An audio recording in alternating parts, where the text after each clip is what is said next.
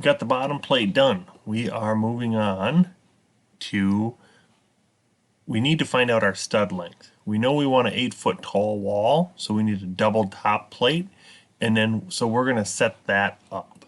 So we're going to come into SketchUp for Schools. I am going to go into my view, which is the little YouTube play button, and go to front view. There is my piece all in the front view. Looks like a house with a door and a little chimney there. I'm going to erase my measurements for right now. So what I need to do is come up here and figure out where 8 feet is and then build my wall from there down. So I am going to go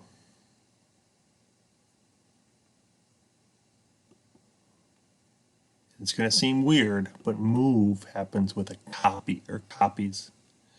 Okay, so I'm going to pick the bottom corner here of my wall, and I'm either moving it, but if I look down here it says Control equals toggles copy. So I'm going to tap the Control key and just start moving it in the right direction and type 8 feet or 8 apostrophe and hit enter. And I just put my top plate in play here. Now it's kind of in play because if I go from there all the way to the top, it's actually 8 foot 1.5. So I'm going to do a little trick here to do that. I know this is 1.5 inches because of where it's at.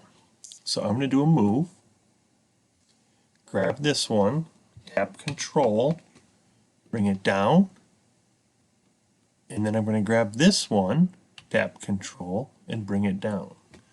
Like you're saying, Han, you got 3 up there instead of 2. You're absolutely right. But we just used that first one as my sizing. So I can delete that.